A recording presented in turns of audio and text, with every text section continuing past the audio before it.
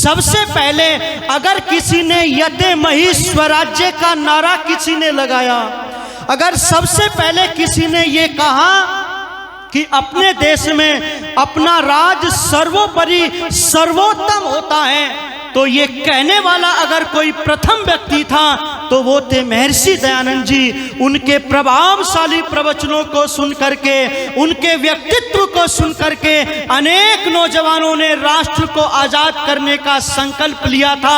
अरे बीड़ा उठाया था, सरदार अर्जुन सिंह के जीवन को उठा करके पढ़ना।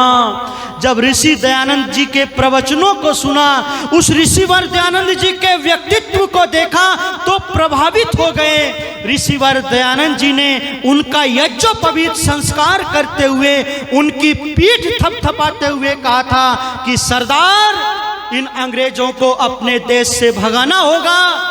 इस देश को आज़ाद करने के लिए हमें अपने प्राणों की आहुति देनी होगी। इस देश को आज़ाद कराने के लिए तैयार हो जाओ। वो सरदार अर्जुन सिंह, उसकी एक नहीं, दो नहीं, 4 पीढ़ियां जो है क्रांति की बलिवेदी पर आहूत हो गई जब उनके घर में पोते का जन्म हुआ, जिसका नाम था सरदार भगत सिंह। माताओं बहनों जरा ध्यान से सुनना, जब उसके घर में जन्म हुआ भगत सिंह का, तो यज्ञोपवीत संस्कार करा रहे हैं। अपने बच्चों का यज्ञोपवीत संस्कार जरूर कराना आप, क्योंकि उसके अंदर एक प्रेरणा है, वो आर्यों का चिन्ह है, वो जीवन की रक्षा और प्रेरणा देता है। अपने अपने बच्चों का यज्ञोपवीत संस्कार कराना माता पिता का परम कर्तव्य है। आज स्थिति क्या हो गई, यज्ञोपवीत संस्कार के प्रति जागरूकता नहीं है। बड़ी सरलता से ऋषि दयानंद जी ने जो उपलब्ध करा दिया, आज यज्ञोपवीत नहीं है, आज काले पीले धागे बंधे हुए हैं, काले पीले धागे बंधे हुए हैं। आज स्थिति ऐसी हो गई, कवि रत्न प्रकाश जी ने पंक्तियां लिखी थी, क्यों ना दुर्गति प्रकाश आर्य हो देश की, क्यों ना डेरा लगे दुख दारिद्र्य का, हाथ रण में जो शत्रुओं को दिखाते रहे, हाथ अब वे ज्योतिषियों को दिखाने लगे, हाथ अब वे ज्योतिषियों को दिखाने लगे।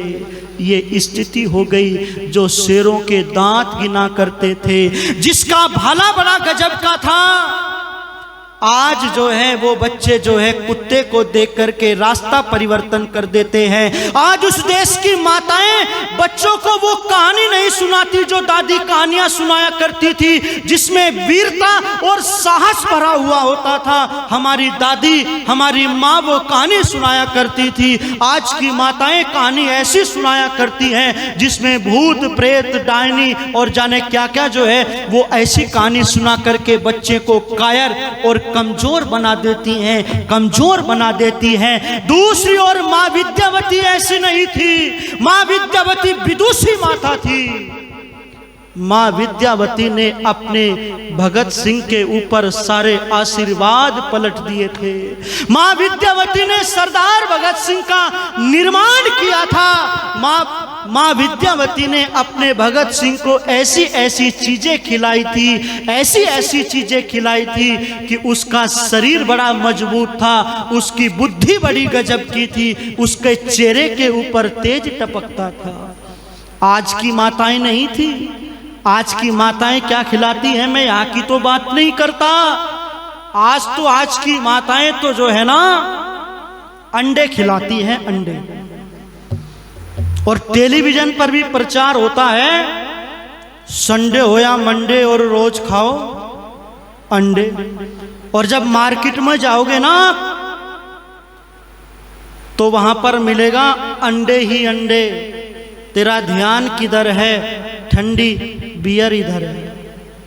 अब जाना मार्केट में, वो देश गुलाम हो जाता है, वो युवा पथ भ्रष्ट हो जाता है, जिसका आहार बिगड़ जाता है। अरे अंडों को व्यक्ति शाकाहारी समझता है, अंडों में सोचता है कि शक्ति भरी हुई है, पर मैं निवेदन करना चाहता हूं, अंडे मांसाहारी के अंतर्गत आते हैं। अंडों की यदि मैं चर्चा करने लगूं तो आप ये कहोगे कितनी गंदी चीज है ये कितनी गंदी चीज है, ये कितनी गंदी चीज है। पर मैं निवेदन करना चाहता हूं, वैज्ञानिकों ने एक और शाकाहारी को लिया, एक और मांसाहारी को लिया। उनको पढ़ने के लिए पाठ दिया गया कि कौन जल्दी पाठ याद करता है, तो पाया गया कि जो शाकाहारी था, जिसने घी दूध का सेवन किया था, उसने पाठ बड़ी जल्दी याद कर लिया। उसने बहुत देर में जाकर के याद किया, उसका भोजन जल्दी पच गया, उसका बाद में पचा। फिर दो दो हाथ करे, कुश्ती करवाई। तो जो शाकाहारी था उसने 2 मिनट में पलटी मार दी। मैं निवेदन करने चला हूं कि मां विद्यावती ने अपने भगत सिंह को बादाम घोट घोट करके पिलाया करती थी। भगत सिंह को घी दूध मलाई की चिंता करता था भगत सिंह, शादी की चिंता नहीं थी। अगर चिंता थी तो आजादी की चिंता थी, अगर चिंता थी तो गांधी नेहरू पटेल की चिंता थी, अपनी कोई चिंता नहीं थी। और पूत के पांव तो पाले में दिख जाते हैं। खेतों में गए, आम के पेड़ लगाए जा रहे थे, छोटे छोटे तिनके लेकर के जमीन में गाड़ रहा था। पिताजी की सरदार किशन सिंह की नजर पड़ गई, पूछ लिया बेटा क्या कर रहे हो? तो तुतलाती हुई वाणी में कहता है कि पिताजी मैं दंबूके बो रहा हूं, मैं अंग्रेजों से 2-2 हाथ करना चाहता हूं, मैं अंग्रेजों को अपने देश से भगाना चाहता हूं। अस्त्र शस्त्र का बीज पिताजी बाहर से मंगवाकर 2-4 बीघा खेतों में लगवा दो। पिताजी मैं अंग्रेजों से लड़ना चाहता हूं, मैं अपने देश से अंग्रेजों को भगाना चाहता हूं।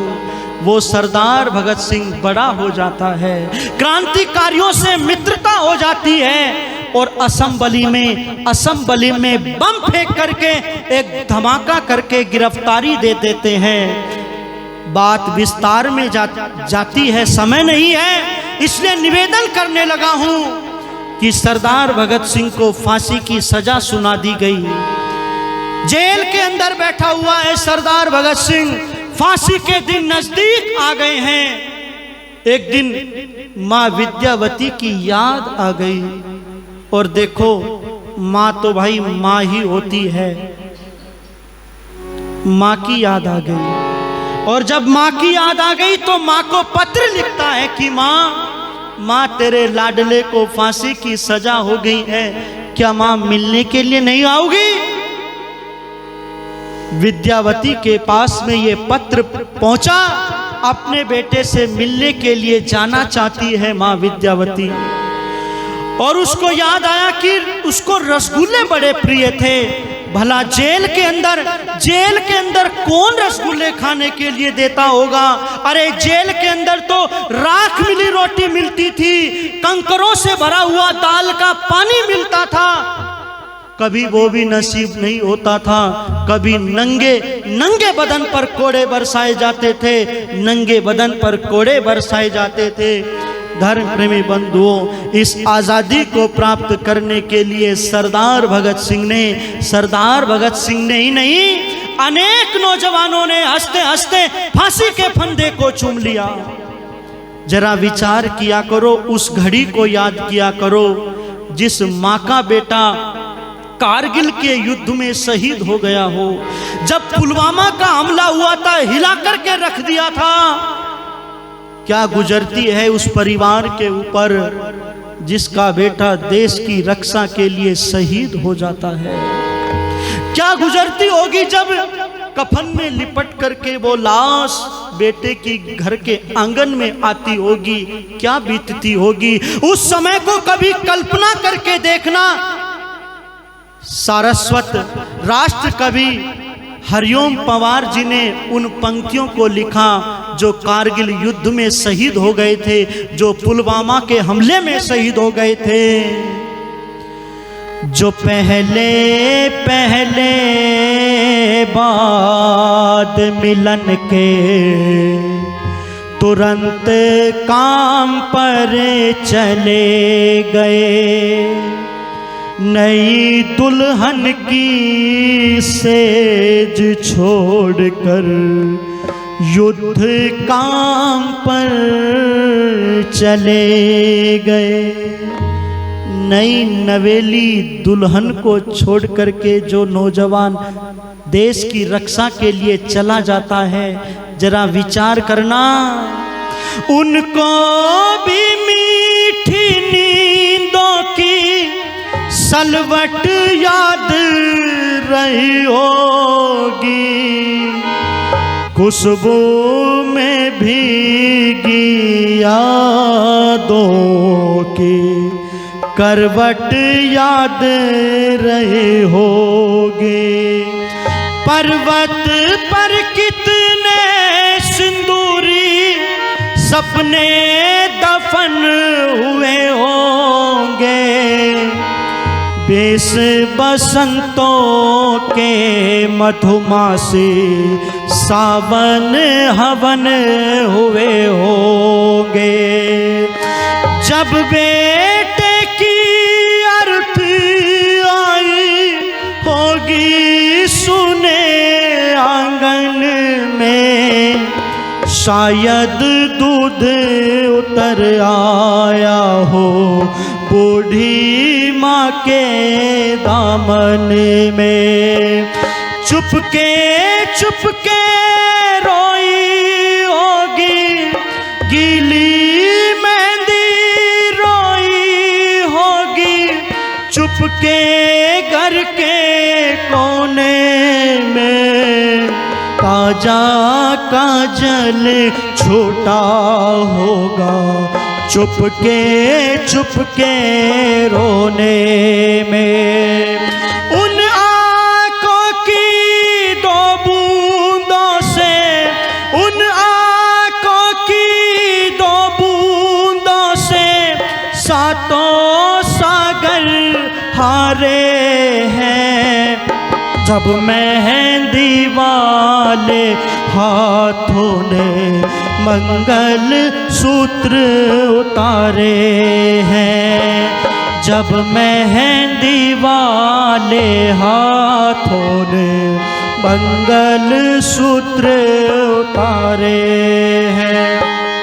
वो औरत पूरी पृथ्वी का, वो औरत पूरी पृथ्वी का बोझा सर ले सकती है, जो अपने पति की अर्थी को खुद कांधा दे सकते हैं। मैं ऐसी हर देवी के,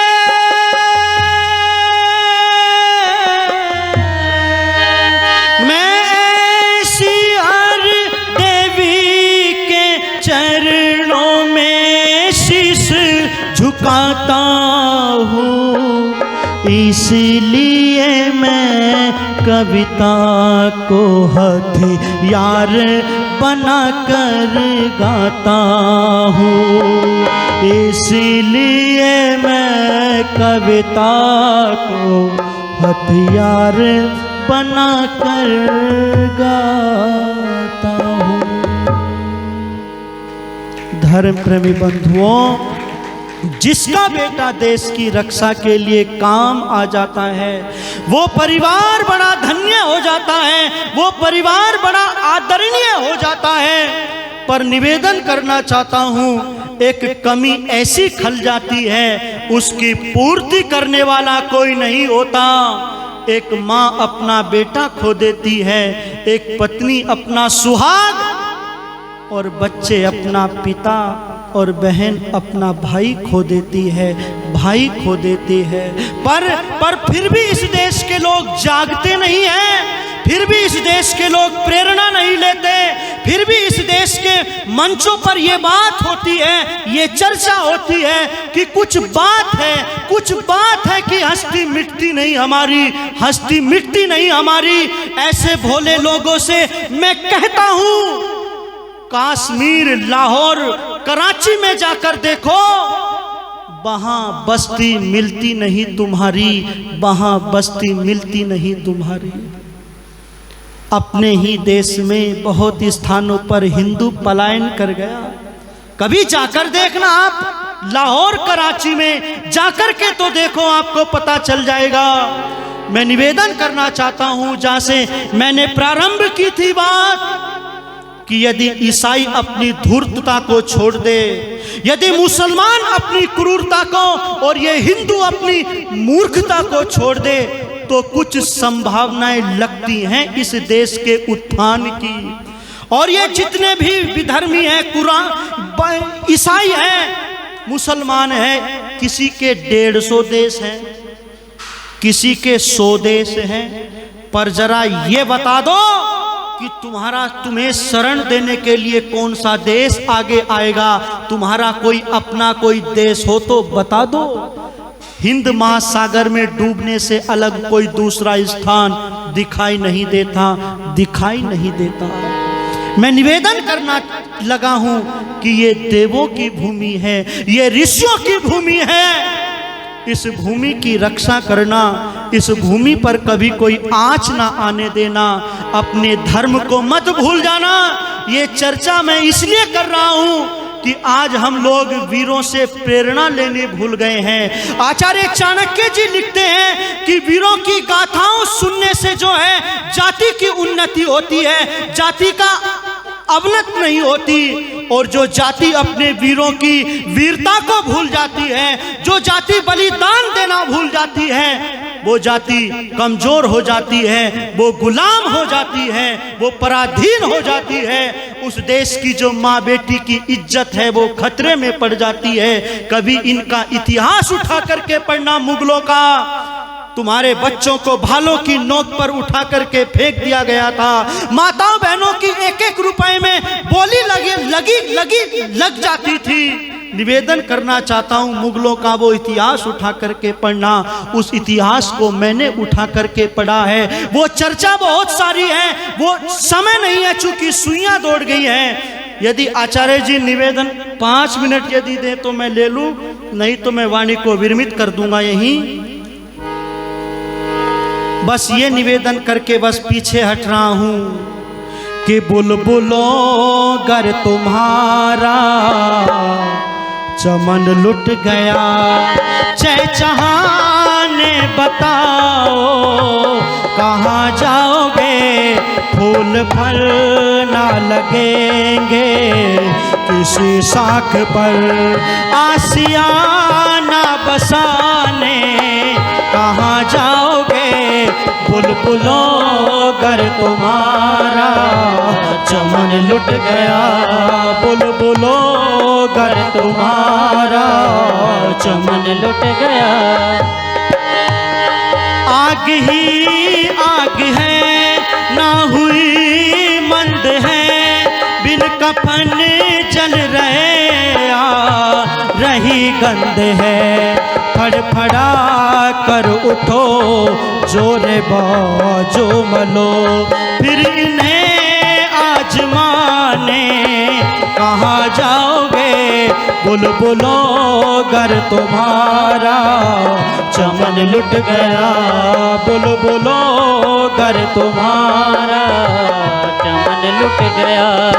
बात बिगड़ी नहीं पर बिगड़ जाएगी, तुम सवारो इसे ये सवर जाएगी, हाथ से वक्त हेरा अगर खो दिया, हाथ से वक्त हेरा अगर खो दिया, फिर इसे ढूंढवाने कहाँ जाओगे, बुलबुलों गर तुम्हारा चमन लुट गया, बुलबुलों गर तुम्हारा चमन लुट गया, बुलबुलों गर तुम्हारा चमन लुट गया, बुलबुलों गर तुम्हारा चमन लुट गया, बुलबुलों गर तुम्हारा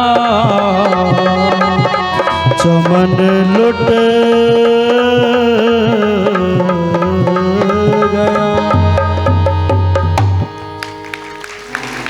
बुलबुलों अगर तुम्हारा चमन लुट गया तो चहचहाने बताओ फिर कहाँ जाओगे।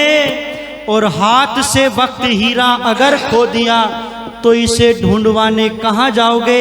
इसलिए जोरे बाजू मलो, फड़फड़ा कर उठो, फिर इन्हें आजमाने कहाँ जाओगे।